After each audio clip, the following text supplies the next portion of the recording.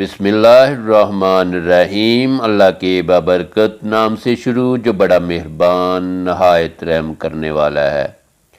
اللہ تعالیٰ کا لاکھ لاکھ شکر ہے کہ اس نے ہمیں دیکھنے کے لیے آنکھیں، سننے کے لیے کان، بولنے کے لیے زبان اور سب سے بڑھ کر یہ کہ سوچنے سمجھنے کے لیے دماغ دیا۔ باپ کی عظمت کا ایک اہم واقعہ، رسول اللہ صلی اللہ علیہ وسلم کی بارگاہ میں بیٹے کی شکایت۔ ایک شخص رسول اللہ صلی اللہ علیہ وآلہ وسلم کی خدمت میں حاضر ہوا اور اس نے اپنے باپ کی شکایت کی کہ یا رسول اللہ صلی اللہ علیہ وسلم، میرا باپ مجھ سے پوچھتا نہیں اور میرا سارا مال خرچ کر دیتا ہے۔ آپ صلی اللہ علیہ وآلہ وسلم نے ان کے والد محترم کو بلوایا۔ جب ان کے والد کو پتہ چلا کہ میرے بیٹے نے رسول اللہ صلی اللہ علیہ وسلم سے میری شکایت کی ہے تو دل میں رنجیدہ ہوئے اور رسول اللہ صلی اللہ علیہ وسلم کی خدمت میں حاضری کے لیے چلے۔ چونکہ عرب کی گٹھی میں شاعری تھی تو راستے میں کچھ اشعار ذہن میں کہتے ہوئے پہنچے۔ ادھر بارگاہ رسالت میں پہنچنے سے پہلے حضرت جبرائیل علیہ السلام آپ صلی اللہ علیہ وسلم کی خدمت میں حاضر ہوئے اور فرمایا کہ اللہ سبحانہ تعالیٰ نے فرمایا ہے کہ ان کا معاملہ بعد میں سنیے گا، پہلے وہ اشعار سنیں جو وہ سوچتے ہوئے آ رہے ہیں۔ جب وہ حاضر ہوئے تو آپ صلی اللہ علیہ وآلہ وسلم نے فرمایا کہ آپ کا مسئلہ بعد میں سنا جائے گا، پہلے وہ اشعار سنائیے جو آپ سوچتے ہوئے آئے ہیں۔ وہ مخلص صحابی تھے۔ یہ سن کر وہ رونے لگے کہ جو اشعار ابھی میری زبان سے ادا بھی نہیں ہوئے، میرے اپنے کانوں نے انہیں نہیں سنیا، آپ کے رب نے وہ بھی سن لیے اور آپ صلی اللہ علیہ وسلم کو بتا بھی دیا۔ آپ صلی اللہ علیہ وسلم نے فرمایا کہ وہ کیا اشعار تھے، ہمیں سنائیں۔ ان صحابی نے اشعار پڑھنا شروع کیے۔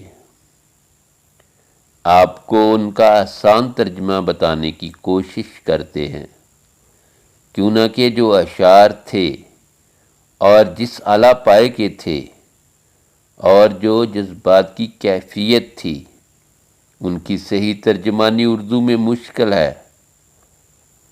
بہرحال اشعار کچھ اس طرح سے تھے کہ اے میرے بیٹے، جس دن تو پیدا ہوا ہماری محنت کے دن تبھی سے شروع ہو گئے تھے۔ تو روتا تھا، ہم سو نہیں سکتے تھے۔ تو نہیں کھاتا تو ہم کھا نہیں سکتے تھے۔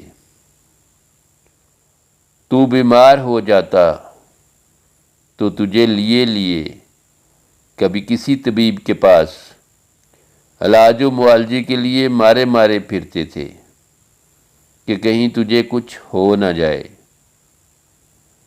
کہیں مر نہ جائے۔ حالانکہ موت الگ چیز ہے اور بیماری الگ چیز ہے۔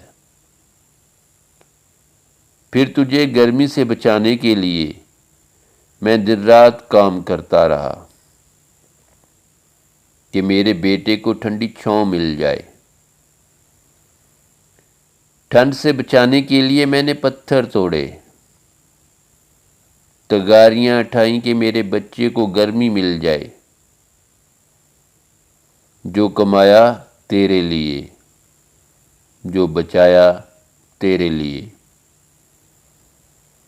تیری جوانی کے خواب دیکھنے کے لیے میں نے دن رات اتنی محنت کی کہ اب میری ہڈیاں تک کمزور ہو گئیں، لیکن تو کڑیل جوان ہو گیا ہے۔ پھر مجھ پر خزاں کے ڈیرے ڈال لیے، لیکن تجھ پر بہار آ گئی۔ میں جھک گیا، تو سیدھا ہو گیا۔ اب میری خواہش اور امید پوری ہوئی کہ اب تو ہرا بھرا ہو گیا ہے۔ چل اب زندگی کی آخری سانسیں تیری چھاؤں میں بیٹھ کر گزاروں گا۔ مگر یہ کیا کہ جوانی آتے ہی تیرے تیور بدل گئے، تیری آنکھیں ماتھے پر چڑھ گئیں، تو ایسے بات کرتا ہے کہ جیسے میرا سینہ پھاڑ کر رکھ دیتا ہے۔ تو ایسے بات کرتا ہے کہ کوئی غلام سے بھی ایسے نہیں کرتا۔ پھر میں نے اپنی ساری زندگی کی محنت کو جٹلا دیا کہ میں تیرا باپ نہیں، نوکر ہوں۔ نوکر کو بھی کوئی ایک وقت کی روٹی دے ہی دیتا ہے، تو نوکر سمجھ کر ہی مجھے روٹی دے دیا کر۔ یہ اشعار سناتے سناتے ان کی نظر اللہ کے رسول صلی اللہ علیہ وآلہ وسلم کے چہرے پر پڑی تو دیکھا کہ آپ صلی اللہ علیہ وسلم اتنا روئے کہ آپ صلی اللہ علیہ وسلم کی داڑھی مبارک تر ہو گئی۔ آپ صلی اللہ علیہ وآلہ وسلم جلال میں اپنی جگہ سے اٹھے اور بیٹے کو فرمایا کہ تو اور تیرا سب کچھ تیرے باپ کا ہے، تو اور تیرا سب کچھ تیرے باپ کا ہے، تو اور تیرا سب کچھ تیرے باپ کا ہے۔